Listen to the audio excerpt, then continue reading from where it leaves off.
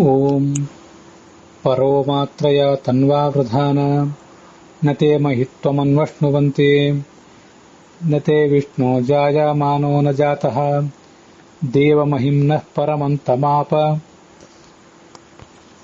ಗಂಧದ್ವಾರಾಂ ದುರಾಧರ್ಷಾಂ ನಿತ್ಯಪುಷ್ಟಾಂ ಕರೀಷಿಣೀಂ ಈಶ್ವರೀಂ ಸರ್ವಭೂತಾನಾಂ ತಾಮಿಹೋಪಹ್ವಯೇ ಶ್ರಿಯಂ ಸನಃ ಪುನಾನ ಆಭಾರ ರಜಿಂ ಸ್ತೋತ್ರೇ ಸುವೀರ್ಯಂ ಜರಿತುರ್ವರ್ಧಯಾ ಗಿರಃ ದೇವೀಂ ವಾಚಮಜನಯಂತ ದೇವಾಸ್ತಾಂ ವಿಶ್ವರೂಪಾಃ ಪಶವೋ ವದಂತೆ ಸಾನೋಃ ಮಂದ್ರೇಶಮೂರ್ಜಂ ದುಹಾನಾಂ ಧೇನುರ್ವಾಗಸ್ಮಾಂಗುಪಸುಷ್ಟುತೈತು ಆ ಗಾವೋ ಅಗ್ಮನ್ನುತ ಭದ್ರಮಕ್ರನ್ ಸೀದಂತು ಗೋಷ್ಠೆ ಋಣಯಂತ್ವಸ್ಮೇ ಪ್ರಜಾವತಿ ಪುರುರೂಪಾ ಇಹಸ್ಯುರಿಂದ್ರಾಯ ಪೂರ್ವೀರುಷಸೋ ದುಹಾನಾಃ ಭದ್ರಂ ಕರ್ಣೇಭಿಃ ಶೃಣುಯಾಮದೇವಾಃ ಭದ್ರಂ ಪಶ್ಯೇಮಾಕ್ಷಭಿರ್ಯಜತ್ರಾಃ ಸ್ಥಿರೈರಂಗೈಃ ಸ್ತುಷ್ಟುವಾಂಸಸ್ತನೂಭಿರ್ವ್ಯಶೇಮ ದೇವಹಿತಂ ಜದಾಯುಃ.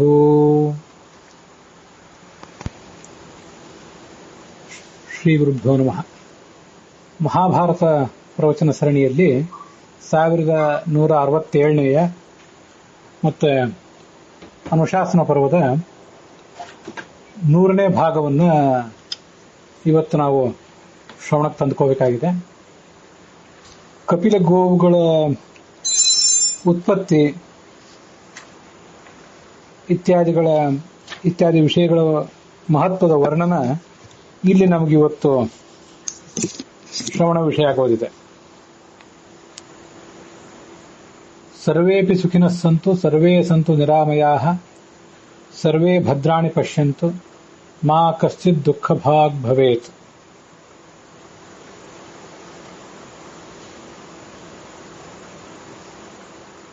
ಯಾಹ ಕಥಾಃ ಸರ್ವಾನ್ ಅಸ್ಮಾನ್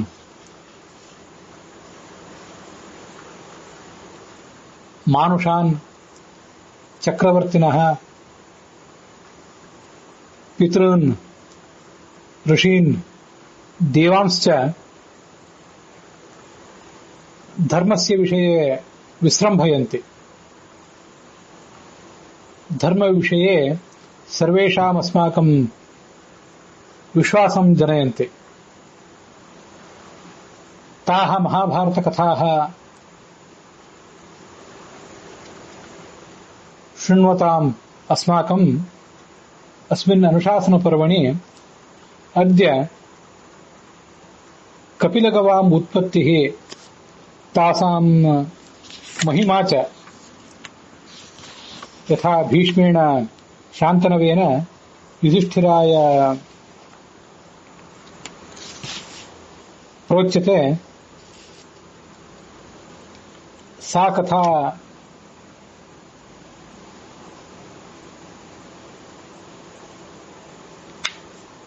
अस्माकमपि सर्वेषां श्रवणस्य पथमागच्छति.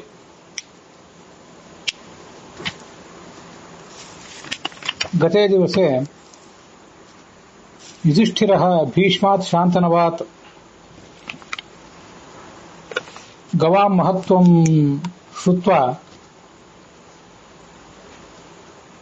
अनेकशः गोदानानि कृत्वा यवशकलान् गोमयैः साकं पिबन् भूमौ शयानः धर्ममूर्तिरिव बभौ.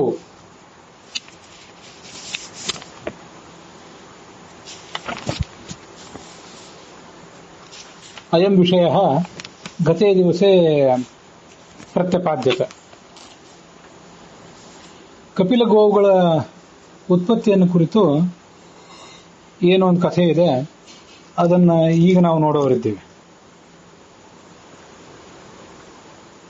ವೈಶಂಪಾಯನರು ಆ ಜನಮೇಜಯನಿಗೆ ಆ ಕಥೆಯನ್ನ ಹೀಗೆ ಹೇಳಲಿಕ್ಕೆ ತೊಡಗಿದರು. ಯುಧಿಷ್ಠಿರ ಮತ್ತಷ್ಟು ಗೋದಾನದ ವಿಷಯಗಳನ್ನು ಹೇಳಿರಿ ನನಗೆ ಗೋವುಗಳ ಕುರಿತಾದಂತಹ ಕಥೆಯನ್ನು ಹೇಳಿರಿ ಅಂತ ಕೇಳಿದೆ.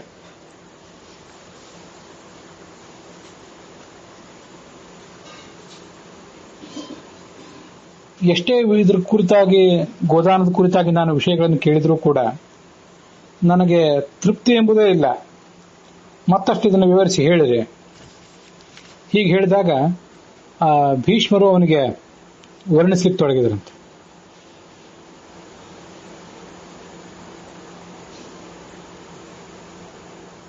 ಕರುವಿನ ಸಮೇತ, ವಸ್ತ್ರ ಸಮೇತವಾದ, ಆಭರಣ ಸಮೇತವಾದ ಗೋವನ್ನು ದಾನ ಮಾಡಿದರೆ ಎಲ್ಲ ಪಾಪಗಳನ್ನು ಕಳ್ಕೊತಾನೆ.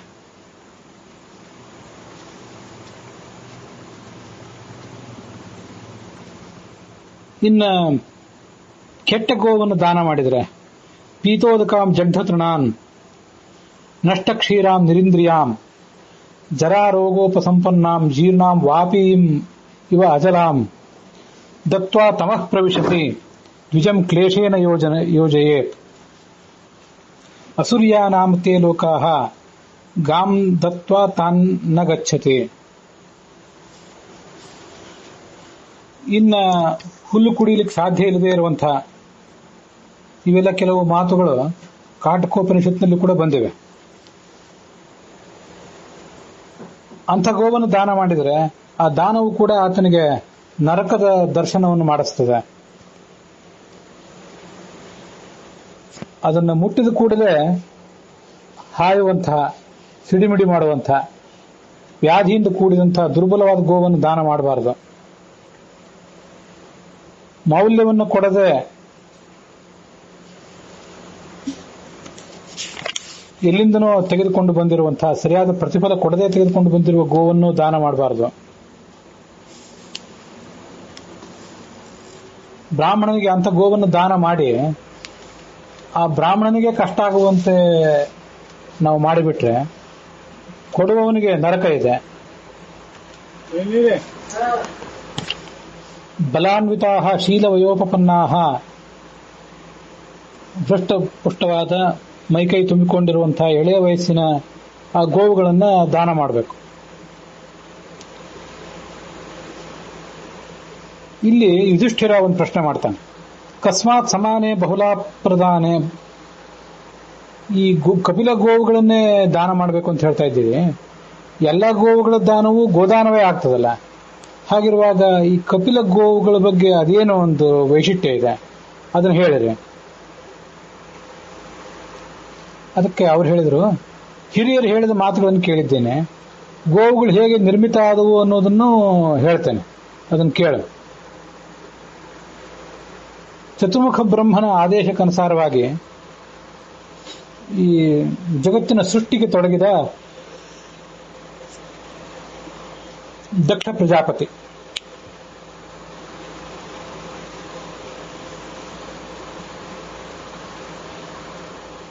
ಯಥಾ ಹಿ ಅಮೃತಮಾಶ್ರಿತ್ಯ ವರ್ತಯಂತಿ ದಿವೌಕಸಃ. ಸ್ವರ್ಗಲೋಕದಲ್ಲಿ ಅಮೃತವನ್ನ ಅವಲಂಬಿಸಿ ದೇವತೆಗಳು ಬದುಕ್ತಾರೆ. ಈ ಜಗತ್ತಿನಲ್ಲಿ, ನಮ್ಮ ಜಗತ್ತಿನಲ್ಲಿ ಅಮೃತ ಇಲ್ಲ. ನಮಗಿರುವುದು ಯಾವುದಾದ್ರೂ ಒಂದು ವೃತ್ತಿ, ಏನಾದರೂ ಒಂದು ಉದ್ಯೋಗವನ್ನ, ವ್ಯಾಪಾರವನ್ನ ನಾವು ಮಾಡ್ತಾ ಬದುಕಬೇಕಾಗ್ತದೆ. ಅದಿಲ್ಲದೆ ನಮಗೆ ಜೀವನ ಇಲ್ಲ.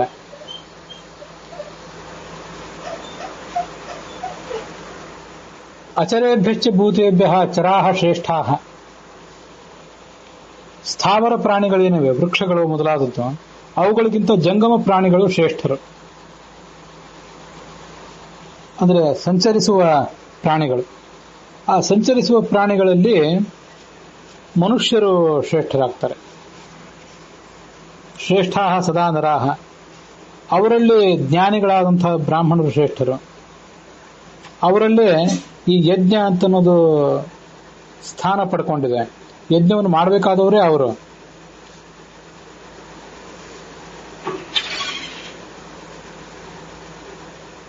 ಈ ಯಜ್ಞಗಳಿಂದ ಸೋಮರಸ ಅಂತನ್ನೋದು ಅಭಿವೃದ್ಧಿ ಆಗ್ತದೆ. ದೇವತೆಗಳು ಆ ಸೋಮರಸವನ್ನ ಪಾನ ಮಾಡ್ತಾರೆ. ಸಚ ಗೋಷು ಪ್ರತಿಷ್ಠಿತ. ಆ ಸೋಮರಸವೂ ಕೂಡ, ಆ ಸೋಮರಸವನ್ನು ಒದಗಿಸುವಂತಹ ಯಜ್ಞ, ಇದೆಲ್ಲ ಗೋವುಗಳಲ್ಲಿ ಅವಲಂಬಿತವಾಗಿದೆ. ಗೋವುಗಳು ಅಂದರೆ ನಮಗಿಲ್ಲಿ ಗೊತ್ತಿರುವಂತೆ ಈ ಹಸುಗಳಿಂದ ಏನು ಹಾಲು, ತುಪ್ಪ ಇತ್ಯಾದಿ ಸಿಗ್ತದೆ, ಅದರಿಂದಲೇ ಯಜ್ಞ ನಡಿಬೇಕು. ಮತ್ತೆ ಗೋವುಗಳು ಅಂದರೆ ವೇದವಾಕ್ಯಗಳು ಹೌದು, ಆ ವೇದವಾಕ್ಯಗಳಿಂದಲೇ ಯಜ್ಞ ನಡಿಬೇಕು. ಅದನ್ನು ನಾವು ತಿಳ್ಕೊಳ್ಬೇಕಿಲ್ಲ. ಅದಕ್ಕಾಗಿಯೇ ದಕ್ಷ ಪ್ರಜಾಪತಿ ಪ್ರಜೆಗಳಿಗೊಂದು ವೃತ್ತಿಯನ್ನು ವ್ಯವಸ್ಥೆ ಮಾಡಿದ. ಪೂರ್ವಂ ವೃತ್ತಿ ತತಃ ಪ್ರಜಾ, ಪೂರ್ವಂ ವೃತ್ತಾ ತಥಾ ಪ್ರಜಾ ಅಂತ ಇನ್ನು ಕೆಲವು ಕಡೆ ಇದೆ. ಪ್ರಜೆಗಳು ಸೃಷ್ಟರಾದ ಮೇಲೆ ಜೀವನಕ್ಕೊಂದು ಸಾಧನ ಬೇಕಲ್ಲ ಅವರಿಗೆ. ಹಸಿವೆ ಆಗಿಬಿಟ್ಟಿತ್ತಂತೆ. ಕ್ಷುಧಿತಾ ಪ್ರಜಾ, ಆ ಚತುರ್ಮುಖ ಬ್ರಹ್ಮನ ಬಳಿಗೆ ಅವು ಹೋದವಂತೆ, ದಕ್ಷಿಣ ಬಳಿಗೆ ಹೋದವಂತ ಕೆಲವು ಕಡೆ ಅನುವಾದ ಮಾಡ್ತಾರೆ. ಆಗ ಅವನೇನ್ ಮಾಡಿದ, ಅವರೆಲ್ಲ ತನ್ನ ಬಳಿಗೆ ಬಂದದ್ದನ್ನು ನೋಡಿದ, ಕಿರ್ಚಾಡ್ತಾ ಇದ್ರು ಅವರು. ತೃಷಿತಾ ಪಿತೃಮಾತೃವತ, ಮಕ್ಕಳು ತಂದೆ ತಾಯಂದಿರ ಹತ್ರ ಓಡಿ ಹೋಗುವಂತೆ ಆ ದಕ್ಷನ ಹತ್ರ ಬಂದವು. ಅದನ್ನ ಆ ಬ್ರಹ್ಮ ಅಥವಾ ದಕ್ಷ ಆಲೋಚನೆ ಮಾಡಿದ್ರು, ನೋಡಿದ್ರು. ಏನ್ ಮಾಡಿದ ಅವನು? ಅಮೃತವನ್ನ ಪಾನ ಮಾಡಿದ. ಅವನು ಅಮೃತ ಪಾನ ಮಾಡಿದ್ರಿಂದ ಈ ಪ್ರಜೆಗಳಿಗೆ ಏನಾಯ್ತು ಅದನ್ನು ಮುಂದೆ ಹೇಳ್ತಾರೆ. ಅಮೃತ ಪಾನ ಮಾಡಿದ್ರಿಂದ ಪ್ರಜಾಪತಿ ತೃಪ್ತಿ ಆಯಿತು. ಮತ್ತೆ ಅವನ ಮುಖದಿಂದ ಸುಗಂಧವೂ ಕೂಡ ಹೊರಗೆ ಬಂದಿತ್ತು. ಅದರ ಜೊತೆಗೆ ಸುರಭಿ ಅನ್ನುವಂತಹ ಒಂದು ಧೇನುವು ಕೂಡ, ಸುರಭಿ ಅಂದ್ರೆ ಸುರಭಿಗಂಧ ಅಂದ್ರೆ ಸುಗಂಧ ಅಂತನೂ ಅರ್ಥ. ಅದರ ಜೊತೆಗೆ ಆ ಸುರಭಿ ಅನ್ನುವಂಥ ಧೇನುವು ಕೂಡ ಹುಟ್ಟಿತು. ದಕ್ಷ ಪ್ರಜಾಪತಿಯ ಮೂಲಕ ಹುಟ್ಟಿದ್ದದು.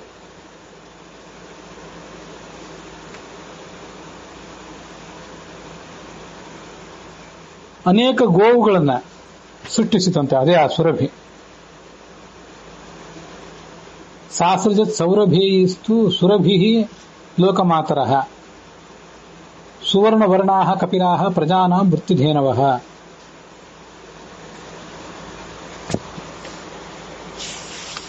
ಅನೇಕ ಗೋವುಗಳನ್ನು ಅದೇ ಸೃಷ್ಟಿಸಿತು. ಅವೆಲ್ಲ ಅನೇಕ ಅಮೃತದ ಬಣ್ಣ ಉಳ್ಳವುಗಳಾಗಿದ್ದು ಅಂತ, ಬಂಗಾರದ ವರ್ಣ ಇತ್ತು ಅಂತ ಅದಕ್ಕೆ ವರ್ಣನೆ ಮಾಡ್ತಾರೆ. ಅವು ಹಾಲು ಕರೆದವು. ಅದರಿಂದ ನದಿಗಳಂತೆ ಹಾಲಿನ ಹೊಳೆ ಎಲ್ಲ ಕಡೆ ಹರಿತು. ಅವುಗಳ ಹಾಲನ್ನ ಈ ಕರುಗಳು ಕೂಡ ಕುಡಿದವು. ಆಗ ಆ ಕರುಗಳ ಬಾಯಿಯಿಂದ ಸ್ವಲ್ಪ ನೊರೆ ಶಿವನ ತಲೆ ಮೇಲೆ ಬಿತ್ತಂತೆ. ಆ ಶಿವ ಸಿಟ್ಟಿನಿಂದ ಗೋವುಗಳ ಕಡೆಗೆ ನೋಡಿದ. ಆ ಶಿವನ ಆ ತೇಜಸ್ಸು ಆ ಗೋವುಗಳನ್ನ ಸುಟ್ಟು ಬಿಡುವಂತೆ ಏನು ಹೊರಗೆ ಬಂದಿತ್ತು. ಆ ತೇಜಸ್ಸು ಈ ಸೂರ್ಯನ ಕಿರಣಗಳು ಹೇಗೆ ಎಲ್ಲ ಕಡೆ ಹರಡಿಕೊಂಡು ನಾನಾ ಬಣ್ಣಗಳನ್ನು ಸೃಷ್ಟಿ ಮಾಡ್ತಾವೋ, ಈ ಮೋಡಗಳಲ್ಲಿ ನಾನಾ ವರ್ಣತ್ವಂ ಅನಯನ್ ಮೇಘಾನಿವ ದಿವಾಕರ, ಮೋಡಗಳಲ್ಲಿ ಹೊಂಬಣ್ಣ, ಕೆಂಬಣ್ಣ ಇಂಥ ಎಲ್ಲ ಬಣ್ಣಗಳೆಲ್ಲ ಸೃಷ್ಟಿ ಆಗ್ತವೆ, ನಮಗಿದು ಗೊತ್ತಿದೆ. ಅದರಂತೆ ಗೋವುಗಳಲ್ಲೂ ಕೂಡ ನಾನಾ ಥರದ ಬಣ್ಣಗಳು ಸೃಷ್ಟಾದವು.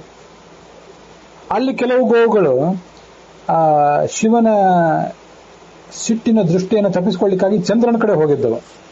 ಅವುಗಳಿಗೆ ಮಾತ್ರ ವ್ಯತ್ಯಾಸ ಆಗಲಿಲ್ಲ, ತಮ್ಮ ಬಂಗಾರದ ಬಣ್ಣ ಹಾಗೆ ಉಳಿದಿತ್ತಂತೆ. ಆಗ ಆ ಬ್ರಹ್ಮದೇವನನ್ನ ಆ ಪ್ರಜಾಪತಿ ಸಮಾಧಾನ ಮಾಡಿದ. ದಕ್ಷ ಪ್ರಜಾಪತಿ ಸಮಾಧಾನ ಮಾಡಿದ ಅಂತ ಕೆಲವು ಕಡೆ ಹೇಳ್ತಾರೆ. ಇನ್ನು ಕೆಲವರು ಅನುವಾದ ಮಾಡುವಾಗ ಚತುರ್ಮುಖ ಬ್ರಹ್ಮನೇ ಸಮಾಧಾನ ಮಾಡಿದ ಅಂತ ಹೇಳ್ತಾನೆ.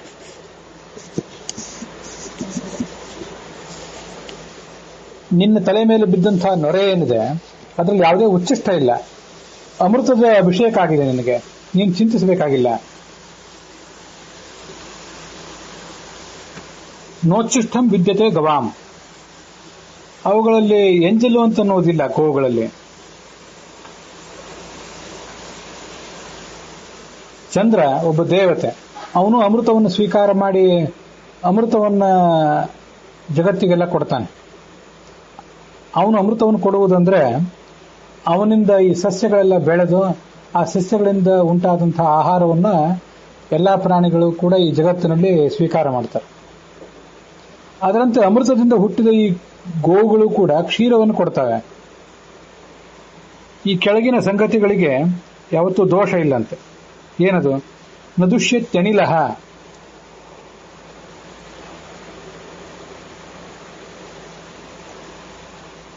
ಅನಿಲ ಅಂತಿದೆ. ಅದು ಅನಿಲ ಅಂತ ಅಂದ್ರೆ ವಾಯು ಅಂತ ಅರ್ಥ.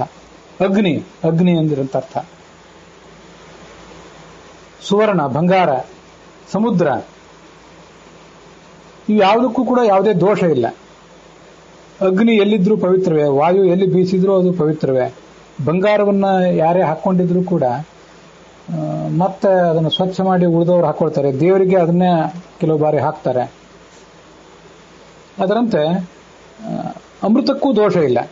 ಅದನ್ನ ಅನೇಕ ಜನ ಪಾನ ಮಾಡಿರ್ತಾರೆ, ಆದರೂ ಅಮೃತಕ್ಕೂ ದೋಷ ಇಲ್ಲ. ನಾಮೃತೇ ನಾಮೃತಂ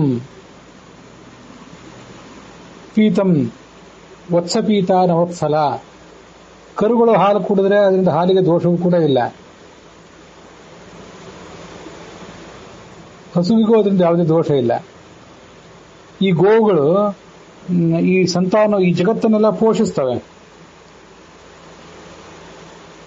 ಆದ್ರಿಂದ ಅವುಗಳಲ್ಲಿ ಆ ಕ್ಷೀರದ ಸಂಪತ್ತಿದ್ದರೆ ಅದು ಜಗತ್ತಿಗೆಲ್ಲ ಅನುಕೂಲಕರವಾಗಿದೆ ಮತ್ತು ಸಮಾಧಾನ ಹೇಳಿದೆ. ಮತ್ತೆ ಆ ಪ್ರಜಾಪತಿ ಶಿವನಿಗೆ ಒಂದು ವೃಷಭವನ್ನು ಕೂಡ ಕೊಟ್ಟ ಅಂತ ವರ್ಣನೆ ಮಾಡ್ತಾರೆ. ಗೋವುಗಳನ್ನು ಕೊಟ್ಟ, ವೃಷಭವನ್ನು ಕೊಟ್ಟ. ಆ ಮಹಾದೇವ ಆ ವೃಷಭವನ್ನ ತನ್ನ ಧ್ವಜದಲ್ಲಿ ಇಟ್ಕೊಂಡ, ವಾಹನವನ್ನಾಗಿಯೂ ಮಾಡಿಕೊಂಡ.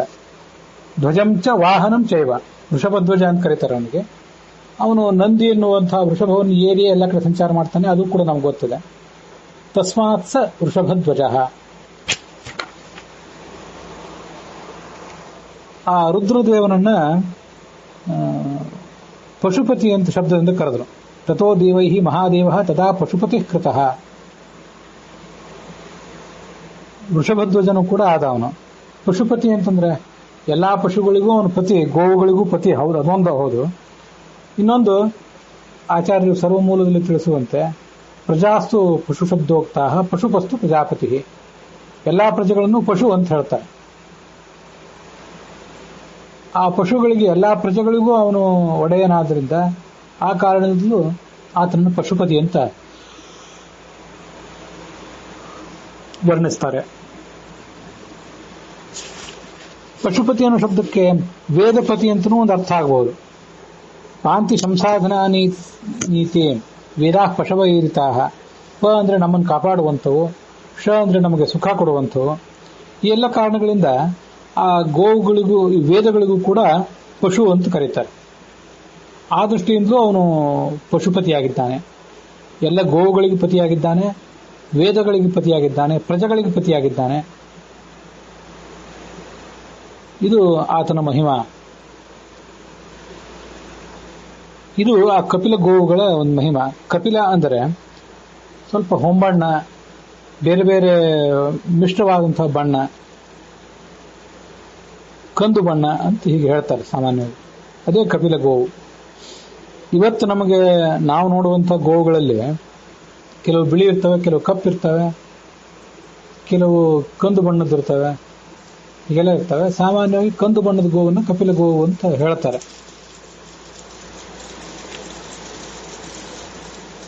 ಈ ಜಗತ್ತಿನಲ್ಲಿ ದೊಡ್ಡ ಸ್ಥಾನ ಇದೆ ಅವಕ್ಕೆ. ಈಶ್ವರನ ಸನ್ನಿಧಾನ ಇದೆ. ರುದ್ರೋಪೇತಾಹ ಸೋಮ ವಿಷ್ಯಂದಭೂತಾಹ. ಅಮೃತದ ಪ್ರವಾಹವನ್ನು ಸುರಿಸುವಂಥವು. ಆ ದಾನ ಮಾಡಿದರೆ ಮಹಾ ಫಲವನ್ನು ಪಡ್ಕೋತಾನೆ. ಈ ಗೋವುಗಳ ಉತ್ಪತ್ತಿ ವಿಧಾನವನ್ನು ಶ್ರವಣ ಮಾಡಬೇಕು. ಅವನಿಗೇನು ಫಲ ಇದೆ? ವಿಮುಚ್ಯತೆ ಕಲಿಕಲುಷೇಣ ಮಾನವ. ಕಲಿಯ ದೋಷವನ್ನೆಲ್ಲ ಮನುಷ್ಯ ಕಳ್ಕೋತಾನೆ. ಯಾಕಂದ್ರೆ ಈ ಅಧ್ಯಾಯದಲ್ಲಿ ರುದ್ರನ ಬಗ್ಗೆ ಬಂತು, ಗೋವುಗಳ ಬಗ್ಗೆ ಬಂತು, ಚಂದ್ರನ ಬಗ್ಗೆ ಬಂತು. ಆದ್ರಿಂದ ಕಲಿದೋಷವನ್ನು ಪರಿಹರಿಸುವಂತಹ ಒಂದು ಉತ್ತಮವಾದಂತಹ ಅಧ್ಯಾಯ ಇದು.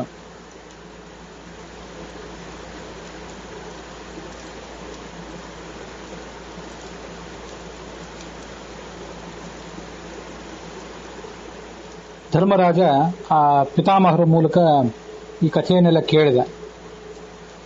ಬಂಗಾರ ಕಂಚಿನ ಪಾತ್ರೆಗಳ ಜೊತೆಯಲ್ಲಿ ಗೋವುಗಳನ್ನು ಅವನು ದಾನ ಮಾಡಿದಂತೆ. ಅಲ್ಲಿಗೆ ಆ ಅಧ್ಯಾಯ ಸಮಾಪ್ತವಾಗ್ತಾ ಇದೆ. ಮುಂದಿನ ಅಧ್ಯಾಯದಲ್ಲಿ ಮತ್ತಷ್ಟು ವಿಷಯಗಳನ್ನ ಅವನೇ ಕೇಳಿದ್ರ ವರ್ಣನೆ ಇದೆ, ಶ್ರವಣ ಮಾಡಿದ್ರ ವರ್ಣನೆ ಇದೆ. ಭೀಷ್ಮರು ತಾವೇ ಹೇಳ್ತಾರೆ,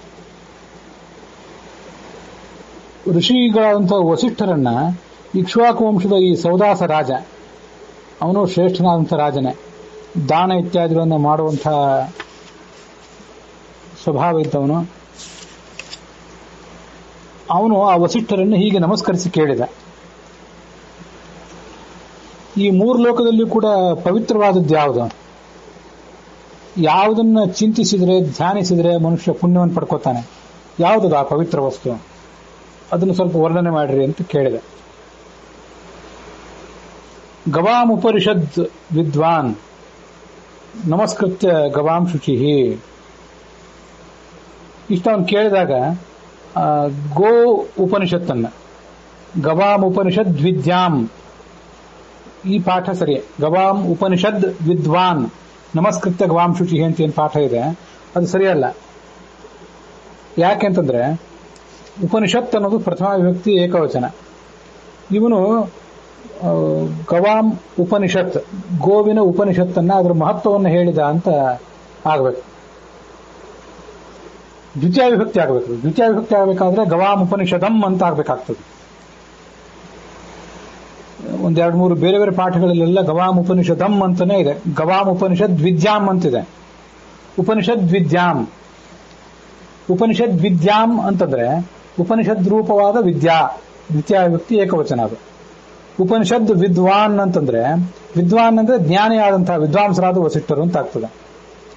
ಗವಾಂ ಉಪನಿಷತ್ ಅಂತ ಪ್ರಥಮ ವಿಭಕ್ತಿ ಏಕವಚನ ಆದರೆ ಗೋ ಮಹಿಮೆಯನ್ನು ಅಂತ ಅದಕ್ಕೆ ಅರ್ಥ ಮಾಡೋದು ಅದು ಉಚಿತ ಅನಿಸೋದಿಲ್ಲ. ಆದ್ರಿಂದ ಆ ಪಾಠ ಸರಿಯಲ್ಲ ಅದು. ವೈಷ್ಣವ ಪಾಠದಲ್ಲಿ ಮತ್ತು ಉತ್ತರ ಭಾರತದ ಪಾಠದಲ್ಲಿ ಉಪನಿಷದ್ ವಿದ್ವಾನ್ ಅಂತ ಪ್ರತ್ಯೇಕವಾಗಿದೆ. ವಾವಿಳ್ಳಿ ರಾಮಸ್ವಾಮಿ ಶಾಸ್ತ್ರಿಗಳ ಪಾಠದಲ್ಲಿ ಉಪನಿಷದ್ ವಿದ್ಯಾಂ ಅಂತಿದೆ. ಟಿ ಆರ್ ಕೃಷ್ಣಾಚಾರ್ಯ ಪಾಠದಲ್ಲೂ ಆಗಿದೆ. ಇವೆಲ್ಲ ಭ್ರಮ ಮೂಲಕವಾದ ಪಾಠಗಳು. ಗವಾಂ ಉಪನಿಷದ್ ವಿದ್ಯಾಂ ಅಂದ್ರೆ ದ್ವಿತೀಯ ವಿಭಕ್ತಿ ಏಕವಚನ ಆಗ್ತದೆ. ಅದನ್ನ ಅರ್ಥ ಮಾಡ್ಕೊಳ್ಳದೆ ಯಾರೋ ಈ ಕಾಪಿ ಮಾಡುವವರು ಉಪನಿಷತ್ ಅಂತ ಪ್ರತ್ಯೇಕ ಇಟ್ಕೊಂಡು ವಿದ್ವಾನ್ ಅಂದ್ರೆ ಜ್ಞಾನಿ ಅಂತ ಅರ್ಥ ಮಾಡಿಬಿಟ್ರು. ಉಪನಿಷತ್ ಅನ್ನುವಂಥ ಪ್ರಥಮ ವಿಭಕ್ತಿ ಏಕವಚನದ ಶಬ್ದವನ್ನು ಎಲ್ಲಿ ಸೇರಿಸಬೇಕು ಅಂತ ಯಾರಿಗೂ ವಿಚಾರ ಬರಲಿಲ್ಲ. ಇಂಥ ಭ್ರಮ ಮೂಲಕವಾದ ಪಾಠಗಳನ್ನ ತೆಗೆದುಹಾಕಿ ಉಪನಿಷದ್ ವಿದ್ಯಾಂ ಅಂತ ನಿಮ್ಮ ಪುಸ್ತಕದಲ್ಲಿ ಬರ್ಕೊಂಡು ಅದರ ಕೆಳಗೆ ಟಿ ಆರ್ ಕೃಷ್ಣಾಚಾರ್ಯರ ಪಾಠ ಮತ್ತು ವಾವಿಳ್ಳಿ ರಾಮಸ್ವಾಮಿ ಶಾಸ್ತ್ರಿಗಳ ಪಾಠದಲ್ಲಿ ಹೀಗಿದೆ. ಉಪನಿಷದ್ ವಿದ್ವಾನ್ ಅಂತ ಉತ್ತರ ಭಾರತದ ಪಾಠದಲ್ಲಿ ಇದೆ, ಮತ್ತೆ ವೈಷ್ಣವ ಪಾಠದಲ್ಲಿ ಇದು ಸರಿಯಲ್ಲ ಅಂತ ಒಂದು ನೋಟ್ ಬರ್ಕೊಳ್ಳಿ. ಅದನ್ನ ಮುಂದೆ ನೋಡೋರಿಗೆ ಅನುಕೂಲ ಆಗ್ತದೆ.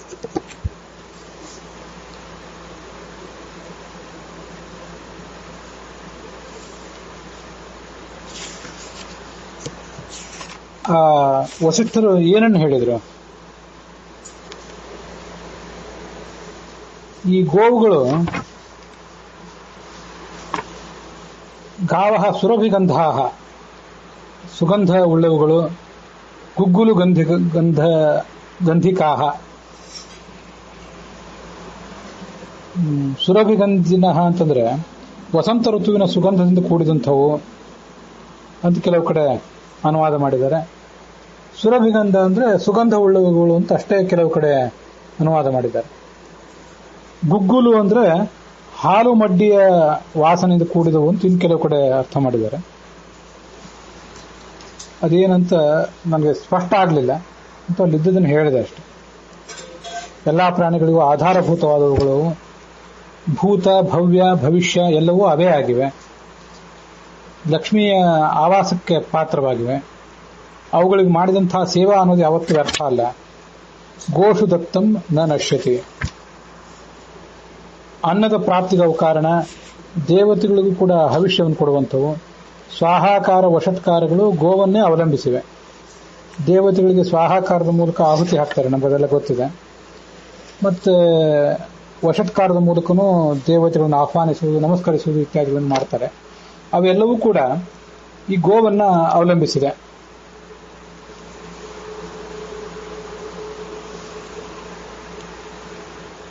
ಸಾಯಂಕಾಲ ಬೆಳಿಗ್ಗೆ ಏನು ಈ ಋಷಿಗಳು ಯಜ್ಞ ಮಾಡ್ತಾರೆ ಅದಕ್ಕೆ ಬೇಕಾದಂತಹ ಎಲ್ಲ ಥರದ ತುಪ್ಪ ಹಾಲು ಇತ್ಯಾದಿಗಳನ್ನು ಕೊಡುವಂಥವೇ ಈ ಗೋವುಗಳು. ಗೋದಾನ ಮಾಡಿದವರು ಎಲ್ಲಾ ಪಾಪಗಳನ್ನು ಕಳ್ಕೋತಾನೆ. 10 ಗೋವುಗಳು ನಮ್ಮ ಹತ್ರ ಇದ್ರೆ 1 ಗೋದಾನ ಮಾಡಬೇಕು, 100 ಇದ್ರೆ 10 ಗೋದಾನ ಮಾಡಬೇಕು, 1000 ಗೋವುಗಳಿದ್ರೆ 100 ಗೋದಾನ ಮಾಡಬೇಕು. ಅವರೆಲ್ಲರಿಗೂ ಸಮಾನವಾದ ಫಲ ಇದೆ ಅಂತೆ. 10 ಗೋವುಗಳಿದ್ದಾಗ ಅವನ ಉತ್ಪತ್ತಿಯೂ ಕಡಿಮೆ ಇರ್ತದೆ.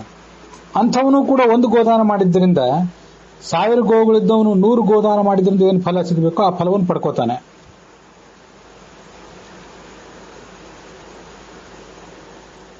ನೂರು ಗೋವುಗಳು ತನ್ನ ಹತ್ರ ಇದ್ರೂ ಕೂಡ ಅಗ್ನ್ಯಾಧಾನವನ್ನು ಮಾಡದೇ ಇದ್ದವನು, ಅಂದ್ರೆ ಅಗ್ನ್ಯಾಧಾನ ಮಾಡದೇ ಇದ್ದವನು ಅಂತ ಸರಿಯಾದ ಅರ್ಥ ಅಲ್ಲ ಅದಕ್ಕೆ. ಅನಾಹಿತ ಅಗ್ನಿ ಅಂದ್ರೆ ಅಗ್ನಿಹೋತ್ರ ಮಾಡದೇ ಇದ್ದವನು. ಗೃಹಸ್ಥನಾಗಿ ಅಗ್ನಿಹೋತ್ರ ಉಪಾಸನೆ ಇತ್ಯಾದಿಗಳನ್ನು ಮಾಡುವುದು ಸಾಧಕನ ಕರ್ತವ್ಯ. ಅದನ್ನು ಮಾಡದೆ ಹೋದ್ರೆ, 1000 ಗೋವುಗಳಿದ್ರೂ ಕೂಡ ಸೋಮಯಾಗ ಮಾಡದೆ ಹೋದ್ರೆ, ಅಯಜ್ವಾಚ ಸಹಸ್ರಗುಹು ಸಮೃದ್ಧೋ ಯಶ್ಚ ಕೀನಾಶಃ, ಸಂಪದ್ಭರಿತನಾಗಿದ್ರೂ ಕೂಡ ಒಬ್ಬ ಏನಾದರೂ ಜಿಪಣನಾಗಿದ್ರೆ ಅವ್ರು ಯಾರೂ ಕೂಡ ಸನ್ಮಾನಕ್ಕೆ ಅರ್ಹರಲ್ಲ. ಒಬ್ಬ ಬ್ರಾಹ್ಮಣನ ಕರ್ತವ್ಯ ಯಾವತ್ತು ಅಗ್ನಿಹೋತ್ರ ಉಪಾಸನೆಗಳಿಂತ ಅದನ್ನು ಮಾಡಲೇಬೇಕು ಅವನು. ಅಂಥದ್ರಲ್ಲಿ ಸಾಕಷ್ಟು ಅನುಕೂಲಗಳಿವೆ, 100 ಗೋವುಗಳಿವೆ, ಜೀವನಕ್ಕೇನು ಕೊರತೆ ಇಲ್ಲ. ಅದು ತಾತ್ಪರ್ಯ. ಅಲ್ಲಿ ಜೀವನಕ್ಕೆ ಬಹಳ ಕಷ್ಟ ಇದೆ, ಏನೇನು ಯಾವ್ಯಾವುದೋ ಪ್ರಯತ್ನಗಳ ಮೂಲಕವಾಗಿ ಜೀವನ ನಡೆಸಬೇಕಾದಂತಹ ಅನಿವಾರ್ಯತೆ ಇದೆ. ಆದ್ರಿಂದ ಈ ಅಗ್ನಿಹೋತ್ರ ಉಪಾಸನ ಮೊದಲಾದ ಕಾರ್ಯಗಳನ್ನು ಮಾಡಲಿಕ್ಕೆ ನನಗೆ ಸಮಯ ಸಿಗ್ತಾ ಇಲ್ಲ ಅಂತ ಅವನು ಅನ್ನುವಂತಿಲ್ಲ. 100 ಗೋವುಗಳಿವೆ, ಅವುಗಳ ಮೂಲಕವೇ ನಿನ್ನ ಜೀವನ ಸುಗಮವಾಗಿ ಸಾಗ್ತಿರ್ತದೆ. ಹಾಗಿರುವಾಗ ಅಗ್ನಿಹೋತ್ರ ಮಾಡಬೇಕಾದ್ದು ಗೃಹಸ್ಥನಿಗೆ ನಿನ್ನ ಕರ್ತವ್ಯ. 1000 ಗೋವುಗಳಿದ್ದ ಮೇಲೆ ಕೆಲವು ಅಪರೂಪದ ಯಾಗಗಳನ್ನು, ಸೋಮಯಾಗ ಅಂತ ಅದನ್ನು ಕೆಲವು ಕಡೆ ಅನುವಾದ ಮಾಡಿದ್ದಾರೆ. ಇದು ಮಾಡಬೇಕಾದ ಕರ್ತವ್ಯ. ಮಾಡದೆ ಹೋದ್ರೆ ಆತ ತಿರಸ್ಕಾರಕ್ಕೆ ಗುರಿಯಾಗಿ ಬಿಡ್ತಾನೆ.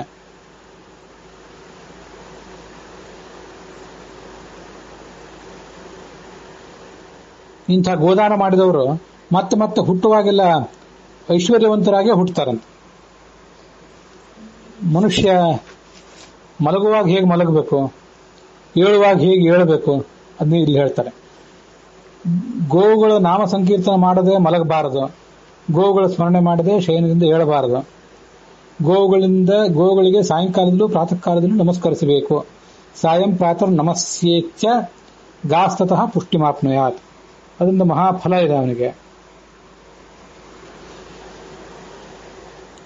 ಇಲ್ಲಿ ಒಂದು ಸಂಗತಿಯನ್ನ ನಾನು ಹೇಳಬೇಕು ಅಂತ ಅನ್ಕೊಂಡೆ. ಗೋವುಗಳಿಗೆ ನಮಸ್ಕಾರ ಮಾಡುವಾಗ ನಮ್ಮ ಅನುಸಂಧಾನ ಏನಿದ್ದಿರಬೇಕು? ಗೋವಿನ ಅಂತರ್ಗತನಾದಂಥ ಆ ಭಾರತೀಯ ಮುಖ್ಯ ಪ್ರಾಣಾಂತರ್ಗತನಾದಂಥ ಪರಮಾತ್ಮ, ಲಕ್ಷ್ಮೀರಮಣನಾದಂಥ ಪರಮಾತ್ಮನನ್ನ ಯಾವತ್ತೂ ಕೂಡ ನಮಸ್ಕರಿಸಬೇಕು. ಇದು ಗೋವುಗಳಿಗೆ ಮಾತ್ರ ಅಲ್ಲ, ಎಲ್ಲಿಯೇ ನಮಸ್ಕಾರ ಮಾಡಿದರೂ ಒಳಗಿರುವಂತಹ ಪರಮಾತ್ಮನಿಗೆ ನಮ್ಮ ನಮಸ್ಕಾರ ಸಲ್ಲಬೇಕು. ಗುಹಾಶಯೈವ ನ ದೇಹ ಮಾನಿನೇ ಅಂತ ಭಾಗವತ ನಮ್ಮನ್ನು ಎಚ್ಚರಿಸ್ತದೆ. ಪ್ರತ್ಯುದ್ಗಮ ಪ್ರಶ್ರಯಣಾಭಿವಾದನಂ ವಿಧೀಯತೆ ಸಾಧು ಮಿತಸ್ವಮಧ್ಯಮೇ ಪ್ರಾಜ್ಞೈ ಪರಸ್ಮೈ ಪುರುಷಾಯ ಚೇತಸ ಗುಹಾಶಯೈವ ನ ದೇಹ ಮಾನಿನೇ ಅಂತ ಪೂರ್ಣ ಶ್ಲೋಕ. ಯಾರಾದರೂ ಭಕ್ತ ಮನೆಗೆ ಬಂದಾಗ ನಾವು ಎದ್ದು ಅವನನ್ನು ಸ್ವಾಗತಿಸುವುದು, ಅವರಲ್ಲಿ ವಿನಯ ತೋರಿಸುವುದು, ಅಭಿವಾದನ ಮಾಡುವುದೆಲ್ಲ ಪರಸ್ಮೈ ಪುರುಷಾಯ, ಒಳಗಿರುವಂತಹ ಪರಮ ಪುರುಷನಿಗೆ ಸಲ್ಲಬೇಕಾದಂಥ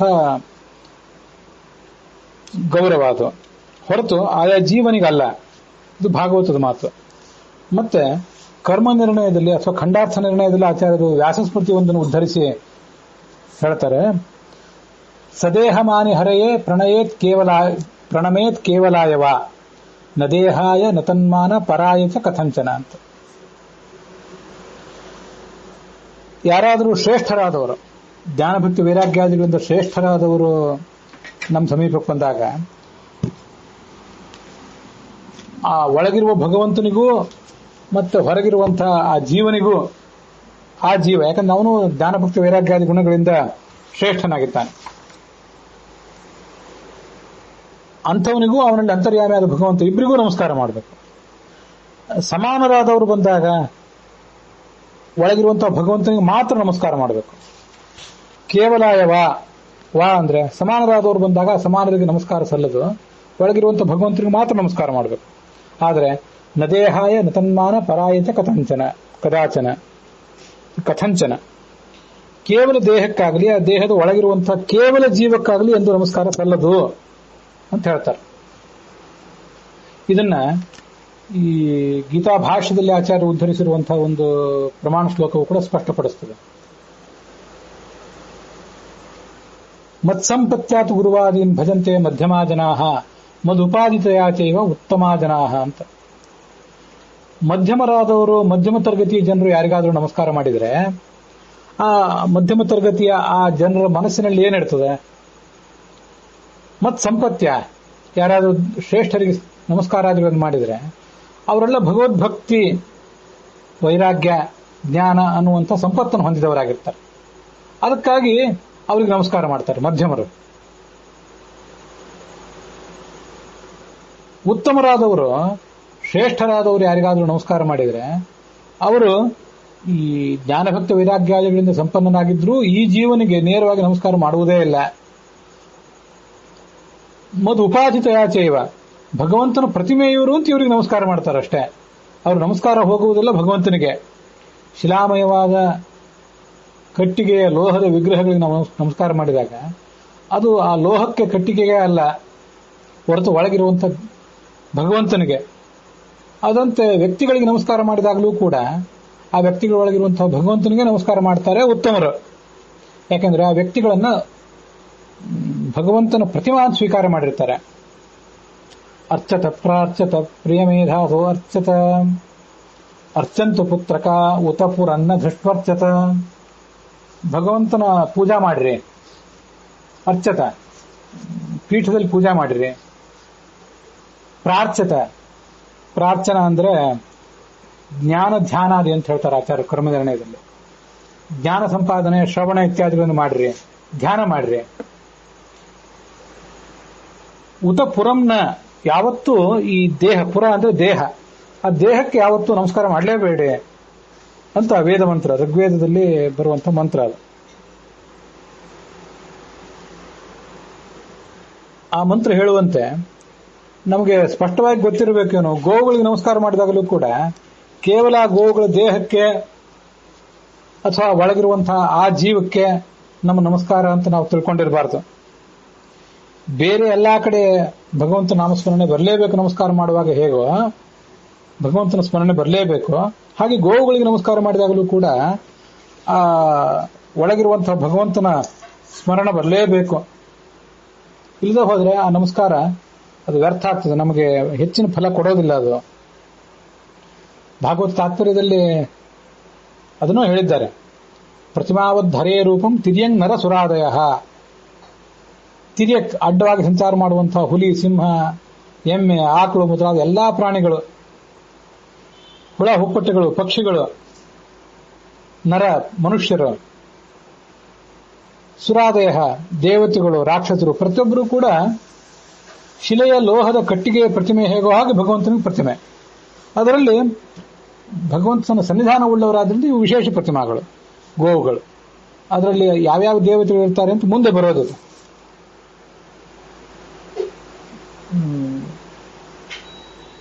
ಶಿಲಾವತ್ ಪ್ರತಿಮೆವೇಶ ವಿಷ್ಣುರ್ ಲೋಕ ಚತುರ್ದಶಿ. 14 ಲೋಕವೂ ಕೂಡ ಶಿಲೆಯ ವಿಗ್ರಹದಂತೆ ಭಗವಂತನ ಪ್ರತಿಮೆ ಅಂತ ಮತ್ತೊಂದು ಕಡೆ ಭಾಗವತ ತಾತ್ಪರ್ಯದಲ್ಲಿ ವರ್ಣನೆ ಮಾಡಿದ್ದಾರೆ. ಗೋವುಗಳಿಗೆ ನಾವು ನಮಸ್ಕಾರ ಮಾಡುವಾಗ ಕೇವಲ ಆ ಗೋವಿನ ದೇಹಕ್ಕೆ, ಅದ್ರ ಒಳಗಿರುವಂತಹ ಜೀವಕ್ಕೆ ಮಾತ್ರ ನಮಸ್ಕಾರ ಆಗಬಾರದು. ಒಳಗಿರುವಂತಹ ಭಗವಂತನಿಗೆ ಆ ನಮಸ್ಕಾರ ಮಾಡ್ತಿದ್ದೀವಿ. ಗೋವು ಅನ್ನೋದೊಂದು ಸ್ತ್ರೀ, ಅದು ಸ್ತ್ರೀ ಜೀವ, ಅದರೊಳಗಿರುವಂತಹ ಸ್ತ್ರೀ ರೂಪದ ಭಗವಂತನಿಗೆ ನಾವು ನಮಸ್ಕಾರ ಮಾಡ್ತಿದ್ದೀವಿ ಅನ್ನುವಂಥ ಶುದ್ಧವಾದ ಅನುಸಂಧಾನ ಇರಬೇಕು. ಅದನ್ನೇ ಇಲ್ಲಿ ಗೋವುಗಳನ್ನ ಸ್ಮರಣೆ ಮಾಡ್ತಾ ಹೇಳ್ಬೇಕು, ಸ್ಮರಣೆ ಮಾಡ್ತಾ ಮಲಗಬೇಕು. ಸಾಯಂಕಾಲ ಬೆಳಿಗ್ಗೆ 2 ಹೊತ್ತು ಅದಕ್ಕೆ ನಮಸ್ಕಾರ ಮಾಡಬೇಕು. ಅಂತ ಹೀಗೆಲ್ಲ ಬಂದ್ರೆ ಇದೆಲ್ಲ ಆ ಭಗವಂತನ ನಾಮಸ್ಮರಣ ಕುರಿತಾಗೇ ಇರುವಂಥದ್ದು.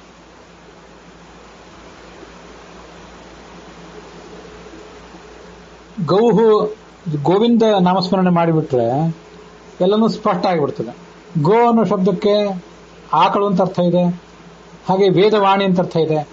ಯಾಕೆಂದ್ರೆ ಹರಿವಂಶ ಅದನ್ನು ಹೇಳಿದೆ, ಗೌರಿತ್ಯೇಷ ಯಥೋ ವಾಣಿ ತಾಂ ಚ ವೇದ ಯಥೋ ಭವಾನ್. ಭಗವಂತನಿಗೆ ಗೋವಿಂದ ಅಂತ ಯಾಕೆ ಕರೀತಾರೆ? ಗೋ ಅಂದ್ರೆ ವಾಣಿ, ಅದನ್ನು ತಿಳಿದವನಾದ್ರಿಂದ ಇವನಿಗೆ ಗೋವಿಂದ ಅಂತಾರೆ. ಮತ್ತೆ ಗೋವು ಅಂತಂದ್ರೆ ಆಕಳುಗಳು ಹೌದು, ಅವುಗಳಿಗೂ ಇವನು ಇಂದ್ರ. ಅಹಂ ಕಿಲೇಂದ್ರೋ ದೇವಾನಾಂ ತ್ವಂ ಗವಾಂ ಇಂದ್ರ ತಾಂ ಗತಃ. ನಾನು ದೇವತೆಗಳಿಗೆ ಇಂದ್ರ, ನೀನು ಗೋವುಗಳಿಗೆ ಇಂದ್ರ ಅಂತ ಹೇಳಿ ಕೃಷ್ಣನನ್ನು ಕುರಿತು ಇಂದ್ರ ಹೇಳಿದ ಮಾತಿದೆ ಹರಿವಂಶಾದಿಗಳಲ್ಲಿ. ಗೋಸೇವೆ ಮಾಡಿದ್ರಿಂದಲೂ ಆತ, ಗೋವುಗಳ ಪಾಲನೆ ಮಾಡಿದ್ರಿಂದಲೂ, ಆಕಳುಗಳನ್ನು ಕಾಯ್ದದ್ದರಿಂದ ಆತ ಗೋವಿಂದ. ವೇದಗಳನ್ನು ರಕ್ಷಣೆ ಮಾಡಿದ್ರಿಂದ ಗೋವಿಂದ. ಭೂಮಿಯನ್ನು ಎತ್ತಿ ಹಿಡಿದ ವರಾಹನಾಗಿ ಆದ್ರಿಂದ ಆತ ಗೋವಿಂದ. ಹೀಗೆಲ್ಲ ಆತನ ನಾಮಗಳನ್ನ ನಾವು ತಿಳ್ಕೊಳ್ಬೇಕು. ಇದು ಗೋವಿಂದ ಅಂತ ಒಂದು ಶಬ್ದವನ್ನು ಉಚ್ಚಾರ ಮಾಡಿದ್ರೆ ಪಶುಪಾಲಕನಾದ ಕೃಷ್ಣ, ಮತ್ತೆ ವೇದಗಳನ್ನು ಉದ್ಧರಿಸಿದಂಥ ವೇದವ್ಯಾಸ, ಭೂಮಿಯನ್ನು ಉದ್ಧರಿಸಿದಂಥ ವರಾಹ, ಅವರೆಲ್ಲರ ಸ್ಮರಣೆಯೂ ಆಯಿತು. ಯಾಕಂದ್ರೆ ಬೆಳಿಗ್ಗೆ ಎದ್ದು ನಾವು ಭೂಮಿ ಮೇಲೆ ಕಾಲಿಡಬೇಕಾಗಿದೆ. ಆ ಸಂದರ್ಭದಲ್ಲಿ ಗೋವುಗಳಿಗೆ ನಮಸ್ಕಾರ ಮಾಡುವುದು ಅಂದ್ರೆ ಹೀಗೆ ನಮಸ್ಕಾರ. ಈ ಎಲ್ಲ ರೂಪಗಳ ಭಗವಂತನ ನಮಸ್ಕರಿಸುವುದು ಅಂತ ಅದರ ತಾತ್ಪರ್ಯ. ಕೇವಲ ಗೋವುಗಳಿಗೆ ನಮಸ್ಕಾರ ಮಾಡಬಾರದು. ಗವಾಂ ಮೂತ್ರ ಪುರುಷಸ್ಯ ನೋದ್ವಿಜೇತ ಕದಾಚನ. ಅವುಗಳ ಮೂತ್ರ ಮಲ ಅದನ್ನು ನೋಡಿ ಅಸಹ್ಯ ಪಡಬಾರದು. ಅವುಗಳ ಮಾಂಸವನ್ನು ಎಂದೂ ತಿನ್ನಬಾರದು. ಬೇರೆ ಮಾಂಸಗಳನ್ನು ತಿನ್ನುವುದು ಶಾಸ್ತ್ರದಲ್ಲಿ ಪ್ರಾಚೀನ ಯುಗದಲ್ಲಿ ಇತ್ತು, ಶಾಸ್ತ್ರದಲ್ಲಿ ಅದರ ವರ್ಣನೆ ಇದೆ.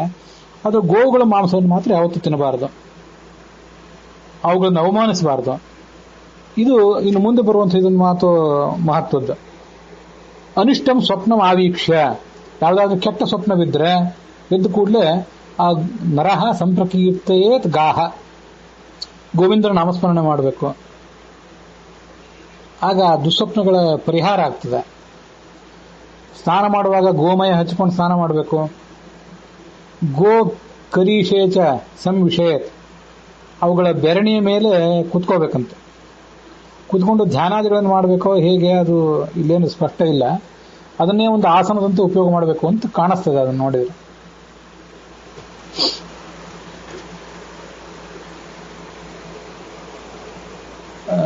ಶ್ಲೇಷ್ಮ ಮೂತ್ರ ಪುರೀಷಾಣಿ ಪ್ರತಿಘಾತಂ ಚ ವರ್ಜಯೇತ್.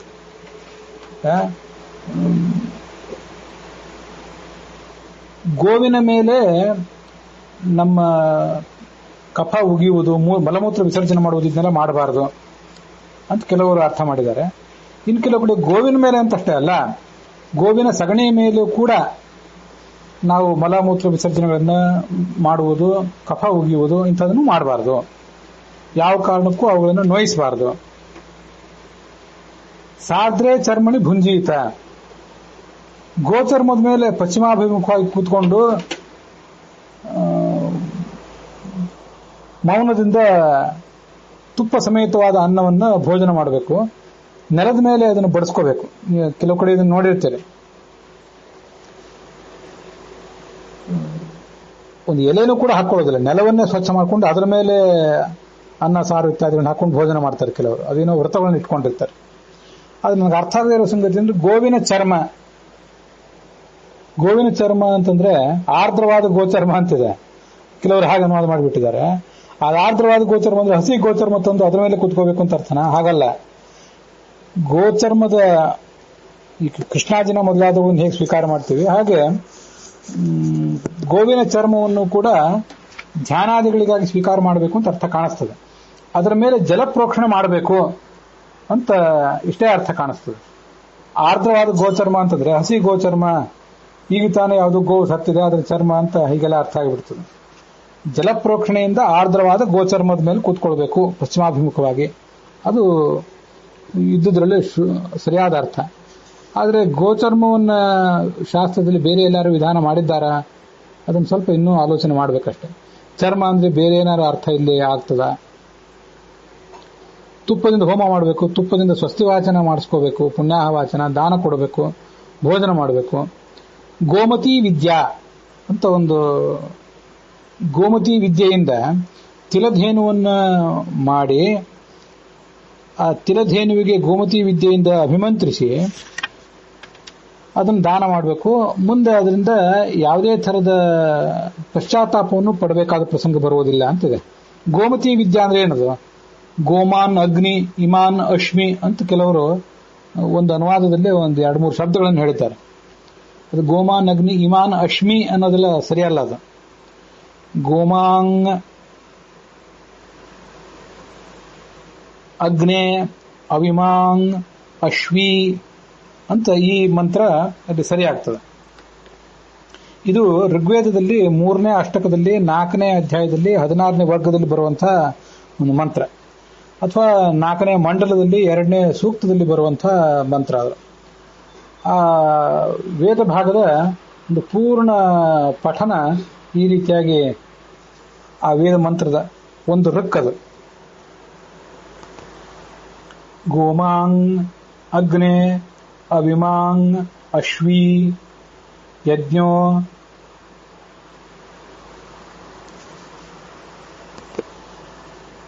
ನೃವತ್ಸಖಾ ಸದಮಿಧ ಪ್ರಧೃಷ್ಯ ಅಪ್ರಮೃಷ್ಯ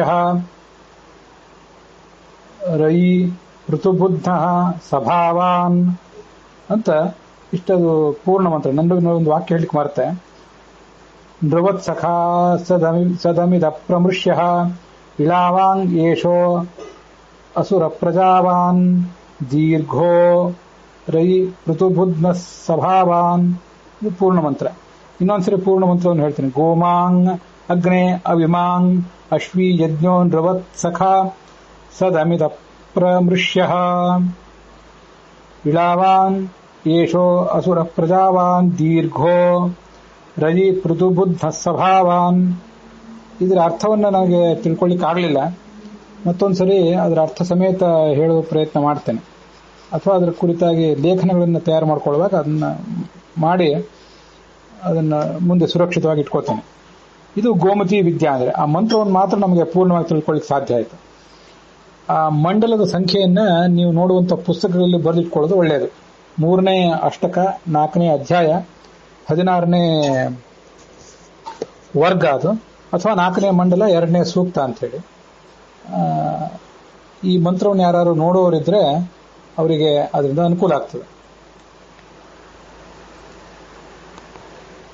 ಇದು ಆ ಗೋಮತಿ ವಿದ್ಯಾ. ಚಿನ್ನದ ಕೊಂಬು ಇರುವಂತಹ, ಹಾಲನ್ನು ಕೊಡುವಂತಹ ಈ ಗೋವುಗಳು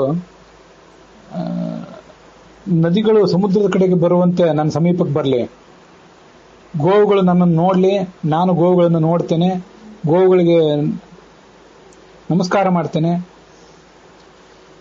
ಗೋವುಗಳು ನಮ್ಮವು, ನಾವು ಗೋವುಗಳಿಗೆ ಸಂಬಂಧಪಟ್ಟವರು. ಎಲ್ಲಿ ಗೋವುಗಳಿರ್ತಾರೋ ಅಲ್ಲಿ ನಾವಿದ್ದೇವೆ, ಎಲ್ಲಿ ಗೋವುಗಳಿಲ್ಲವೋ ಅಲ್ಲಿ ನಾವಿರೋದಿಲ್ಲ ಅಂತ ಹೀಗೆಲ್ಲ ಯಾವತ್ತು ಧ್ಯಾನ ಮಾಡಬೇಕು. ಏವಂ ರಾತ್ರೋ ದಿವಾಚ, ಹಗಲು ರಾತ್ರಿಯೂ ಸಮಸ್ಥಿತಿಯಲ್ಲಿ ಮತ್ತು ವಿಷಮ ಸ್ಥಿತಿಯಲ್ಲಿ ಏನಾದರೂ ಆಪತ್ತು ಬಂದಾಗ, ಆಪತ್ತು ಬರದೇ ಹೋದರೂ ಕೂಡ ಈ ಥರದ ಈ ಮಂತ್ರವನ್ನ ಯಾವತ್ತು ಧ್ಯಾನ ಮಾಡಬೇಕು. ಅವನು ಮುಚ್ಚತೆ ಭಯಾತ್, ಎಲ್ಲ ಥರದ ಭಯವನ್ನು ಕೂಡ ಅವನು ಪರಿಹಾರ ಮಾಡ್ಕೊಳ್ತಾನೆ. ಇಲ್ಲಿ ನಾನು ಹೇಳುವಾಗ ಒಂದು ಸ್ವಲ್ಪ ವ್ಯತ್ಯಾಸ ಮಾಡಿದೆ. ಸ್ವಲ್ಪ ಈ ಒಂದು ಪಾಯಿಂಟ್ ನಾನು ಗಮನಿಸಲಿಲ್ಲ. ಗೋವಿನ ಚರ್ಮದ ಮೇಲೆ ಕೂತ್ಕೊಳ್ಬೇಕು ಅಂತ ಬಂತಲ್ಲ, ಸಾರ್ದ್ರ ಚರ್ಮಣಿ ಭುಂಜೀತ ಅಂತ ಹೇಳಿ. ಸೌಮ್ಯೇ ಚರ್ಮಣಿ ಭುಂಜೀತ ನಿರೀಕ್ಷನ್ ವಾರುಣೀಂ ದಿಶಂ ವಾಗ್ಯತಃ ಸರ್ಪಿಷಾ ಭೂಮೌ ಗವಾಂ ಪುಷ್ಟಿಂ ತಥಾಶ್ನುತ. ಒಂದು ಸೌಮ್ಯವಾದ ಚರ್ಮದಲ್ಲಿ ಅಂದ್ರೆ ಕೃಷ್ಣಾಜಿನ ಮೊದಲಾದ್ರ ಮೇಲೆ ಕೂತ್ಕೊಂಡು ಭೋಜನ ಮಾಡಬೇಕು ಅಂತ ಹೀಗೆ ಅದು ಗೊತ್ತಾಗ್ತದೆ. ಸಾರ್ದ್ರ ಚರ್ಮಣಿ, ಗೋವಿನ ಚರ್ಮ ಅಂತಾನೆ ಅದಕ್ಕೆ ಅರ್ಥ ಏನು ಆಗೋದಿಲ್ಲ. ಅದು ಅನುವಾದ ಮಾಡಿದವರು ಆ ಥರ ಮಾಡಿದ್ದಾರೆ ಅಷ್ಟೇ. ಸಾರ್ದ್ರ ಚರ್ಮಣಿ ಅಂತಂದ್ರೆ ಆರ್ದ್ರವಾದ ಗೋಚರ್ಮ ಅಂತ ಅನುವಾದ ಮಾಡಿಬಿಟ್ಟಿದ್ದಾರೆ.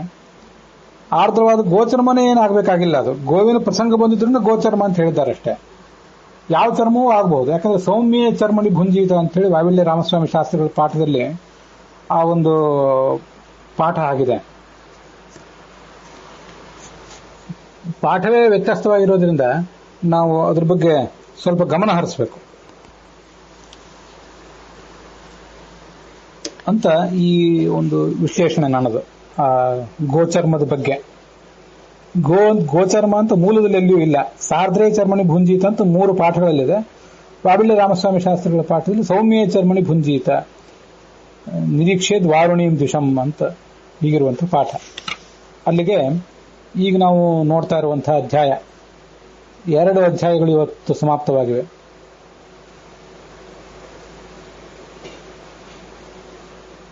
ವಾವಿಲ್ಯ ರಾಮಸ್ವಾಮಿ ಶಾಸ್ತ್ರಿಗಳ ಪಾಠದಲ್ಲಿ ಈ ಅಧ್ಯಾಯ ಇನ್ನೂ ಸಮಾಪ್ತವಾಗಿಲ್ಲ. ಟಿ.ಆರ್. ಕೃಷ್ಣಾಚಾರ್ಯ ಪಾಠದಲ್ಲಿ 113ನೇ ಅಧ್ಯಾಯ, ವೈಷ್ಣವ ಪಾಠದಲ್ಲಿ 108ನೇ ಅಧ್ಯಾಯ, ಉತ್ತರ ಭಾರತದ ಗೀತಾ ಪ್ರೆಸ್ಸಿನ ಪಾಠದಲ್ಲಿ 78ನೇ ಅಧ್ಯಾಯ ಸಮಾಪ್ತವಾಗಿದೆ. ಇಲ್ಲಿಗೆ ಈ ಭಾಗವು ಕೂಡ ಮುಕ್ತಾಯವನ್ನು ಕಂಡಿದೆ.